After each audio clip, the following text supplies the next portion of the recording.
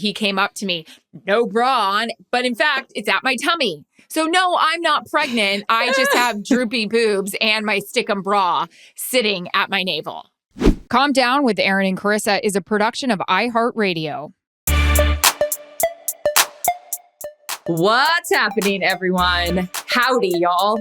I'm still in my farm outfit because I'm out on the ranching. I just had to deal with my sick chicken. I'm going to talk like Terry Bradshaw the rest of the Yeah, what happened episode. there? And, Thank God that hospital's not overcrowded. What happened? Whoa! Hi, everyone. Welcome to the Calm Down podcast. Per usual, we got a lot of topics to get through. I had a chicken. So I have dogs here, 4 dogs that stay on property, right? Not Willis and Daisy. They come with me everywhere. The 4 dogs that are on property, Nala, Bear, Pilot, and Norman, they police the property and keep all the bears away. Okay. They're lovely. We love them. But Nala and Bear are puppies. Nala got a hold of a chicken the other day and it's not good. Thank God Tony, my sweet ranch hand who takes care of everything while I'm gone, I went to feed the baby chicks because I got about 20 baby chicks. 3 of them died, which is normal. And then so I have 17 of the, it's just part of like, survival of the fittest, Darwinism around here. It's like not all of them make it. Did you find the chicks? I found one baby chick one morning when I went to feed it and it was in there and it made me really sad. No feathers or feathers? Oh, so the baby chick, no, like that one just died. There's a little nursery on the side. So this is why you're not going to come to the farm. No. Come on down. I'll keep you in the penthouse suite. So I found a little baby chick. Okay, so rest in peace. That one died. In the egg or halfway out of it? No. These are like baby chicks that are growing. So there's a nursery on the side of the chicken coop. You keep them in there until they're big enough to survive on their own out in the chicken coop. So I went to feed the baby chicks and I saw the bigger one in the little pen next to it. And I was like, Tony, why is the big one in there? Nala got a hold of it. So I have to put ointment on it and it's in the hospital. I know it's a whole thing going on. In its neck? On its neck? No, on its back. And there's like a big chunk missing of the feathers. I know. And here's the problem. Daisy chases after them too. You should hear me. I'm screaming Daisy half the time because she's never seen chickens. So she thinks she's playing with them. And I'm like, thank God it wasn't her that got a hold of it. Anyways, there's a lot going on here of the ranch. You know what I mean? And just like, it's just another day's work over here at the ranch. Oh my God. Mm-hmm. Never a dull moment. After this, I got to go feed the pig. Terrified of birds, which we've discussed before on this show. And part of the reason why is my mom had these hanging pots outside of our house in Florida, and these birds would come and lay eggs in them. They would have their babies and the babies would try to fly. Well, then I would always have visions of going to school in the morning and I'd walk on the baby's dead body who tried to fly out of the pot but couldn't fly and died on the pavement outside our house. And I'm skipping to the bus stop and I stepped on the carcass. So from now on, I can't do a bird. I can't do a chicken. I can't do anything. I can't do anything with beak and the weirdness and the carcass and the crunching, and it's all things. Well, then you won't be coming to Ruby Ranch anytime soon because these chickens need a lot of love and attention. And here's the thing. This is why I think I need to become a vegetarian again, because now I love my the feet, and they have feathers. They have feathers on their feet right now. I do think I need to become a vegetarian. I go through these phases. One time I was a vegetarian, I was a pescatarian, so I only ate fish. But now that I got these animals, I feel like I should like move away from the meat because like I treat them like they're like my own little pets. But then I'm going to the kitchen and having a chicken Caesar salad. It feels a little hypocritical. I've never met a rancher that's a vegetarian. This has got to be the first one ever. Look, it's different here at Ruby Ranch. You never know what you're going to get. I'm not a real rancher, but I'm just trying. You got the merch. Oh yeah, these are available online. This was my test sweatshirt. I don't really like the way that it came out, but whatever, it's free.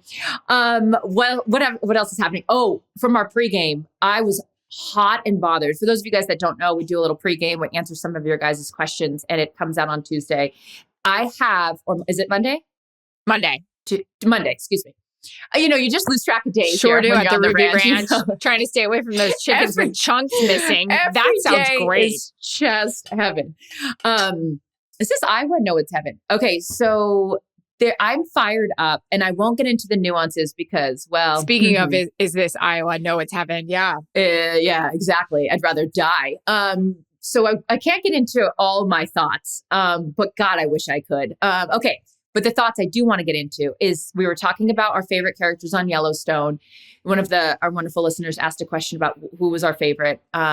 You mentioned Kevin Costner, and then that parlayed itself into the conversations about divorce and his wife. Now I get it. They've been married almost 25 years. Mm-hmm. I, as somebody who's been divorced and went through this ridiculous system that we have to pay people, I don't understand the money allocation and the absurd amount of money that some people get to ask for in divorces. I'll never understand it. Why does she need $240,000 a month for her children? A month? I'll tell you what these people are eating. Wagyu. They're not vegetarians. I don't understand. I need a lawyer that listens, a real lawyer that listens to this podcast to explain to me the money allocation. Because like even with Tiger Woods, wasn't it just his girlfriend? They weren't even married. Like she needed a obscene amount of money every month for her lifestyle. I'll tell you how much money I've ever gotten in a divorce. Zero money. So I need someone to explain to me where these astronomical numbers come from, because I am just at a loss. My girlfriend, and I'm taking a loss, who has 2 kids, sent that to our little group chat as well and said the same thing.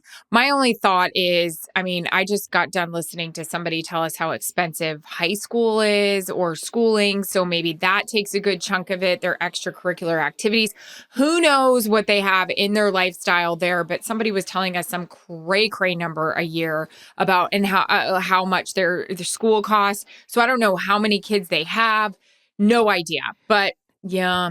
No, and this is not some indictment that I don't think that anyone, in divorces for various reasons shouldn't be allocated a certain amount of money to take care of their children or themselves or whatever. But when you start telling me that you need a certain amount of money for your lifestyle, stop it. Like I am so confused about the system. And this doesn't mean I don't want to be educated on it. I just know that from my own experience, it's like, somebody has to explain to me what we're doing with $238,000 a month or whatever the proposed amount is. And then if you don't even have kids, then I really need to know what we're doing, because I'm doing something wrong, a lot of things wrong. So please send in all questions related to that can help ease my tension over this situation. Yeah, obviously a lot of bills that I don't have the luxury of paying or having in my life. But yeah, sad. No, there's nothing good about divorce. Now, speaking of divorce, though, it's wedding season. Mm-hmm. And I have questions because I've never had a real wedding, like where I send out invitations and any of those kinds of things. So the protocol on RSVPing and like filling out, are you having the top sirloin? Are you having the chicken? Are you having the vegetarian I don't even think they plate? give people many options anymore. I feel like it comes as you are. No, I've been to 2 weddings recently. There were no options. And I was so worried that I didn't fill it out. And I said to Jarrett, what option did we pick? And then he gets all hot and bothered because he's like, I don't know. And then he's looking around at other tables, worrying that we're not going to get, you know what I mean? But I know it's exactly all what fine. you mean. I like a family style. I don't want the option, Well, this is why I freaked out, because one of Steve's great friends is getting married, and he put us on a text chain and said, hey, do you guys want the sirloin, the chicken, or the vegetarian? And I looked at Steve and I go, did you not fill out the RSVP? Because I'm a big person who's like, this is your, like, because I'm a year into this relationship with Steve, but like these are his friends. And so it's like, he's in charge of planning it. He's in charge. Right. So, I walked the invitation over to him and I said, you need to fill this out and send it out, because I have a big thing about like, don't make me be that person that is the asshole that the groom or the bride has to text and be like, these idiots didn't fill this out. So he goes, no, I sent it in. So then I get even more. I'm like, wait, I don't think you did. I think it slipped in between. Like, this is the thing about sending out mail, because mail's not really a thing anymore, which is where it's always like, oh, the check's in the mail. Who's doing the mail anymore? I never get anything in the mail. I mean, honestly. And so when I said to Jarrett, he goes, I have to send something. I go, yeah, put it on our mailbox. He goes, they don't do that anymore. Well, who doesn't do that anymore? They don't put mail in your mail? No. I'm throwing a flag on the mail situation, because I'm going to tell you what I had to do when I wanted to mail out a thank you note, because I am a big believer in those. You're very good at that. But now I'm having a hard time finding the mailboxes. I'm driving around the neighborhood looking for the blue mailbox. Because you're not going to put it in your mailbox? Because I'm not going to put it in my mailbox. Fuck, around this house. The robbers might take it. I'm shocked they didn't take it. Bad My joke. God. Too soon. And no, you can make all the jokes at this point because we got to fucking laugh at this joint about the robbers. This is crazy though. When anyone's like, we're going to put a check in the mail. No, you're not. I'm never going to get that check. You wire it. Wire the Who's money. putting checks in the mail? Like we've got Venmo now. Yeah, and I need them to stop putting limits on the Venmo. Everyone's got Venmo. Don't tell me that I can only Venmo X amount in a week. Now I'm having to tell somebody like, hey, I got to wait till next week. And then I feel like I'm ghetto and I don't have enough money. And they're like, what do you mean I got to wait till next week? Yeah. There's no limits on checks. Exactly. I'm writing checks my body can't cash. Top gun. But yeah, I don't think he put it in the mail. And even if he put it in the mail, it's probably still sitting in that random mailbox. They wouldn't have sent a follow-up text about the shrimp. Or sorry, I made that up. I hope you get shrimp because that would sound great in Cabo when it's a hot night. The fish, that might be the only thing I'm eating because I'm a vegetarian now. Because I'm going to tell you what I'm not. When you get the thing from Delta and it's like, oh, pre-order your meal, right? You think I'm doing that? You're lucky my ass is even on this plane in time. You're not. There's no chance in hell that I have pre-ordered my meal. Guess who does it? So ticked. Of course you do. Fuck this chick. It's like she's like over on the road. She's like, what hotel are you staying at? I'm like, I don't even know what city I'm going to. I just go to the gate and hope it's the right gate.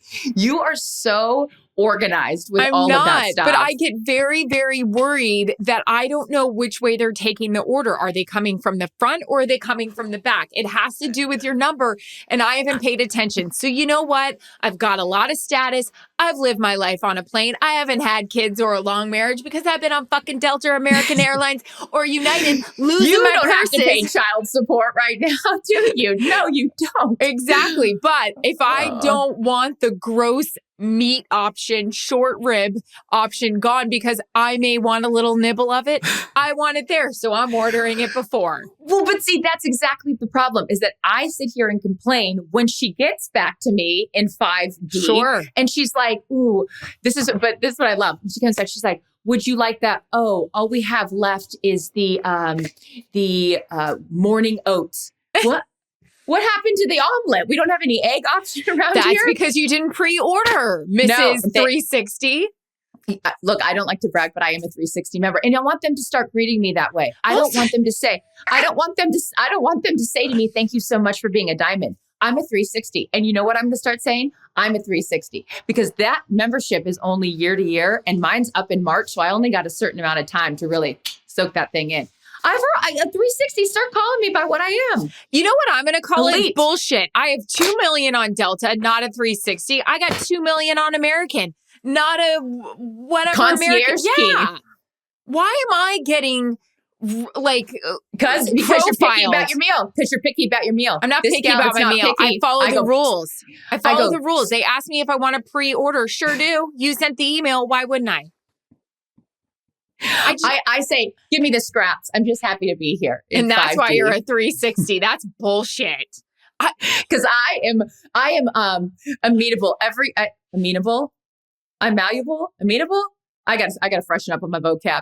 I'm open to anything that they want to serve me as long as I'm served. I hugged hugged a flight attendant on my way off a plane the other day, and she tweeted about it. So I should be. Yeah. That's cute. She came up to me and was telling me all her drama about like fertility and all that stuff. And she sure as shit, much like me, like she goes, guess what I'm doing at 8 a.m. tomorrow? And I was like, I don't know, but are you guys out of the white wine? No, I'm kidding. I didn't say that. She was like, I have to go get an ultrasound. Yes.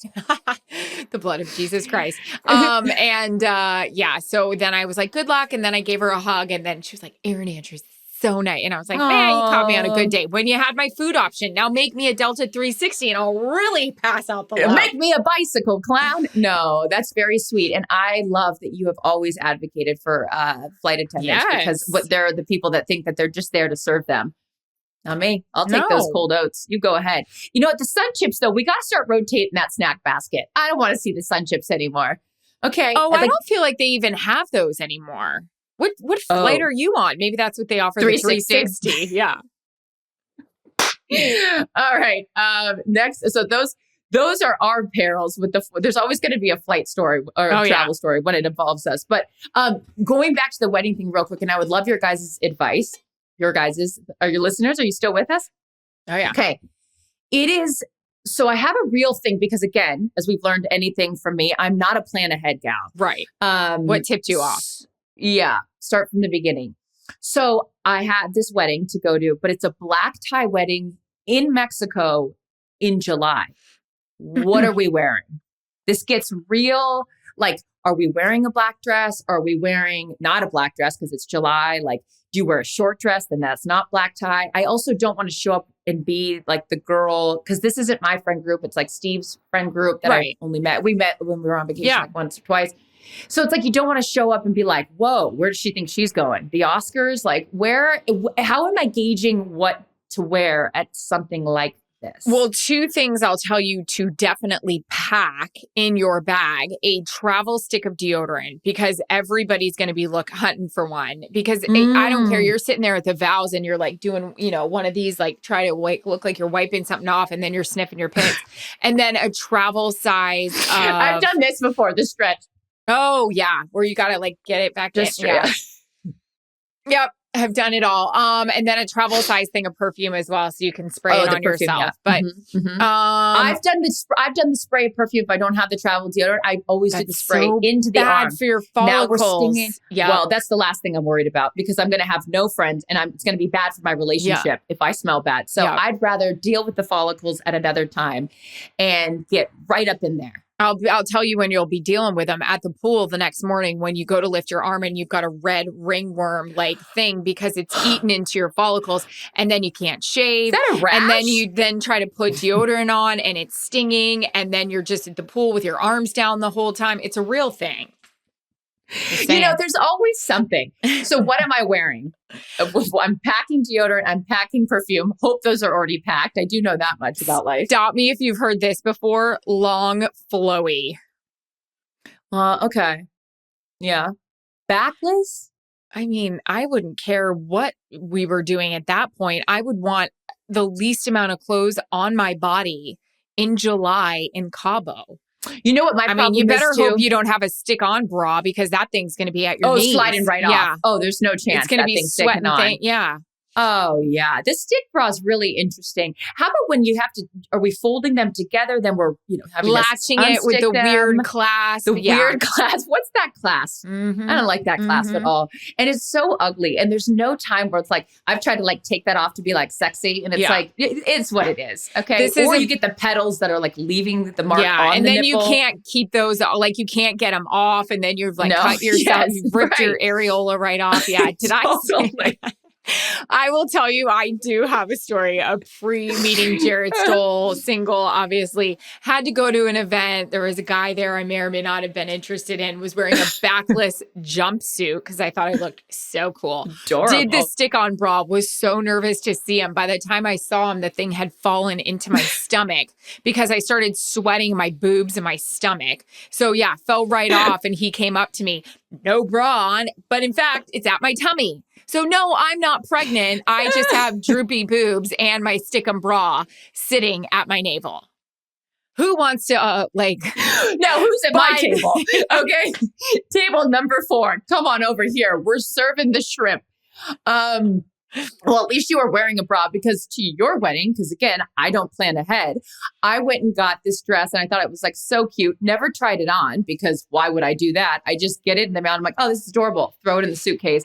And I was in a real not wear a bra phase because I don't have any boobs. And then this was the time when Erin goes, yes, you do. And I say, no, I don't. And so in every one of the pictures from Erin's wedding, I am intoxicated, and it looks like I am Aunt Magda, with her areola in the stomach already. And I'm like, do you want to lift those things up? And the dress had this ruching thing. It was so bad. Oh my God. It was so bad. So was my hair color. Friends with me. Ridiculous. Shut up. So I'm wearing something flowy, and I'm not wearing a bra. Perfect. That group of gals are really going to like me come strolling in there. Who is this? It's like the line from Cocktail with Tom Cruise. Who is this over there? Pocahontas, waiting for everyone to notice her. It's a very cult following of Cocktail, but Brian Flanagan, Doug Coughlin, anyone that knows that movie, the blonde in that was so hot. Hans Zimmer did the music. Anyways, somebody who's never looked bad, Barbie. And Margot Robbie looks phenomenal in all the previews and the promos and all of it. But guys, we have a special guest today. It is Ken, our version of Ken.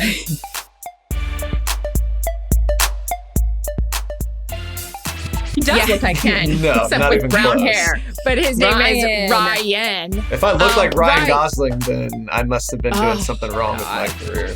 Notebook Ryan Gosling is just the end-all, be-all. There's no better Ryan Gosling than Notebook Ryan Gosling. Noah, but this is Ryan, our wonderful producer, who you guys hear us talk about all the time. He is unfortunately on the listening end of this podcast. And then the really unfortunate part is the editing part of this podcast. And has to hear it twice because once is not enough.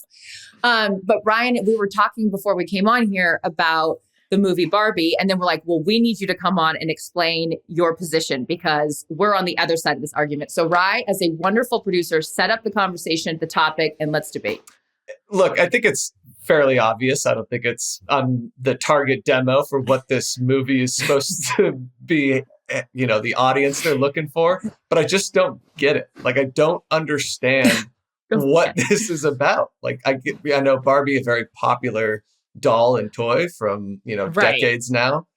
But what is the movie about? Like, there's no story. She was never a real thing. Like, there was just different dolls and toys.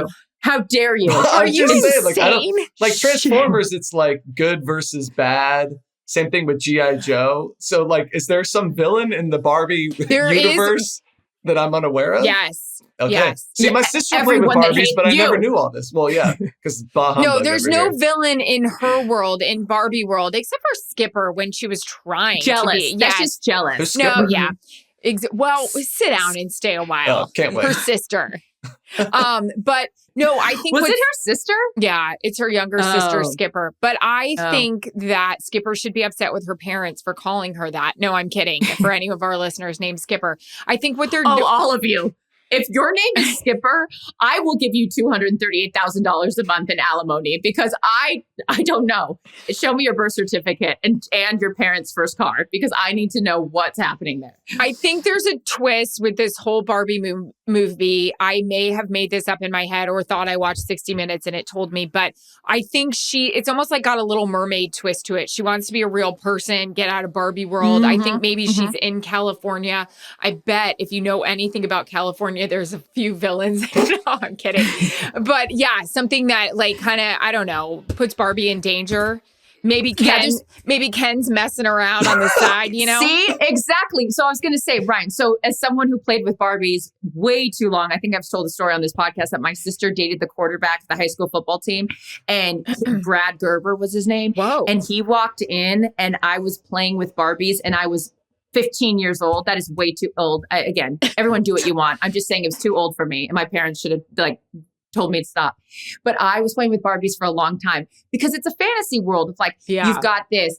She drove the Corvette and she gets the hot guy and she's got this cool Barbie dream house. And she's like, it's this like magical world of all these things that and let's be honest, her boobs and her waist are unreal too. I mean, and Jesus. Literally are unrealistic. Yeah. I think they actually determined there's no way that someone physically could have that small of waist, big of boobs. Now you probably could do anything, but good for you. You don't have to wear a sticky bra. You're not wearing any bra, and it looks just fine. She needs nothing. But she needs nothing.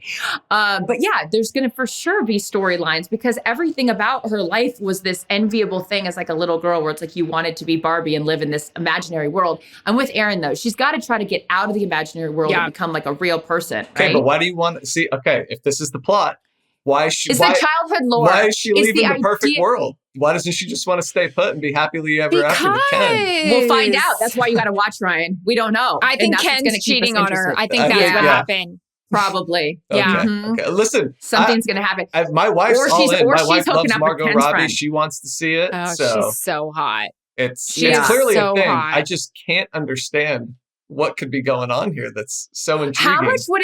How much would it take for you? Like, what would your wife have to like ask you and say like, hey, Ryan, I really want to go to this movie this weekend. Will you come with me? Would you go with her? Well, yeah, of course, because we have the trade-off between That's 9 nice. months out of the year, it's all football and sports and everything. So she does that no problem. So yeah, any movie or whatever, we'll happily go and do that. That's a nice arrangement. So for 3 months out of the year, you have to do anything she says. For the most part, yeah. Well, yeah. Well, usually 12 months out of the year, but okay. Also, amazing. I just thought of this. There's no way they would have landed Margot Robbie and Ryan Gosling if this wasn't good. You know what I'm saying? Like, why? I don't know. What It's about that iconic. movie Cats? They had like every celebrity ever. Whoa! Well, I mean, how long have you been sitting Han, on that? Was Hans Zimmer the composer of that score? He would. Actually, That's I a will very say I famous. love Hans Zimmer. I texted her and Yeah, this the I first knew time she Ryan brought did. it up. Since you're bringing it up does. again, Hans Zimmer is awesome. So good. Cats is the longest running musical no, of all time. not the They were Broadway doing a when lot they made right. it into a movie, and everyone said it was like the worst movie ever. Okay, Yeah, well, Taylor not Swift was everything. in it. Not everything translates to the big screen, but it's one of those things that Barbie is Americana. It is like the things that little girls grew up with and loved. I'll speak for myself. And so I'm just excited to see what they do with it. They're not going to Erin's point, they're not going to be able to cast those guys if it doesn't have like something decent behind it. Yeah. Did you see the promo Famous last where words. Yeah. like? You guys ever seen? Did you see Geely? the promo? Oh my God. Did you ever see the promo yet where they had her like foot up kind of in the high heel and then she wanted to wear a sneaker and she couldn't do it? Like, that's cute. That's funny. It is. I think cute. it's like, I do. I think it. And Ryan good doesn't know what we're talking about. Barbie has feet that stay like this all the time because for of her high heels. Yeah. She doesn't have Okay. flat feet. I'm sure Ryan, it's I going to can't be wait for wonderful. us to. Yeah, I'm sure it's going to be wonderful. Well, you know what? She can never wear those I'm things going. in Lambo. I'll tell you that. Come on, Irrigating the Mattel. lawn. That's right. Well, Ryan, we appreciate you weighing in. And I'm sure that the majority of men agree with you, but I hope that you enjoy the movie with your popcorn and your soda. What do you get when you go to movies? Are you a popcorn and soda absolutely. guy? Absolutely popcorn. Really? See, I like the movie theaters where you can get a beer with your popcorn. Then it's like, Oh, yeah. Perfect. Oh, yeah. Fancy. Perfect. Little salt, little Although cold I'm a beer. little weirded out by those like lie down movie theaters. Like, Ew. what are we doing here? Like then the bed, like the full recline. Yeah, it's a little tough. Yeah, I'm not interested. I'm not here to take in a that. nap. I'm here to just be comfortable. So I'm with you on that. If you're tired, you take a nap. You don't move to Napa. That's Sex and the Butter City. or no butter. That is good. Oh, butter. Yeah. If you're going for it, you got to go for it. I know, but sometimes you're going to have to go straight to the restroom if you do too much. That's a lot of grease. I'm just saying. I mean, you know what you're signing up for. It's not catching you by surprise. That's, by the way, you're not eating chili. What do you mean? You have to go straight to the bathroom? Well, with sometimes a lot of popcorn can hurt people, just like Milk Duds. One time I went and saw Turner and Hooch and bought a thing of Milk Duds. I lost 4 molars in it. They stuck onto my teeth and they pulled them all out. There's no way you lost You know 4, what? like 1 or 2. Sure did. My teeth were the kind of teeth that held on by a root. So they were like all ready to go. And so literally So they ate held Milk on to Duds and, anything but your gums. yeah. Hey, by the way, this begs the question. Let's open this up for viewers' questions and answers for the pregame. We do need Ryan or Mel. We do. Ryan also didn't sign up to always be on the podcast, but we love your input. I love we it. do need male perspective because we appreciate when guys weigh in on this, but it's a nice point counterpoint because let's be honest, like we're guys. You and I think a lot like guys, Erin, but clearly not in the realm of Barbie. We don't. And we hang You and I out are with a going- lot of guys. And so it's nice to have our kind of people in. So yes, I would love to continue this with Ryan. And if any more guys want to be on, let us know. Yeah. Come on over. Who's that guy that wanted real estate advice? Ryan, as our producer, I know we have to wrap up the show. Is there any last words that you'd like to say to the viewers of Calm Down Podcast? Listen, and listeners? We have the greatest Calm Down community. Everyone who showed all their love and support to you, Charissa, after a very unfortunate thing you had to go through. Oh, All the people who so have sweet. stayed along for all the great times and laughs. We're just happy to be back up and going and heading into another fantastic football season. Ryan, you're the cutest The person ever. I can't even cutest. handle you. And by the way, there is plenty more goodness around the corner. Just you guys wait. We're just getting started. I may have some shitty things that happen to me, but there's going to be a lot of good things that happen. So stay tuned. That's a tease in the biz. And be nice to people. Yeah, be nice and pre-order your meal.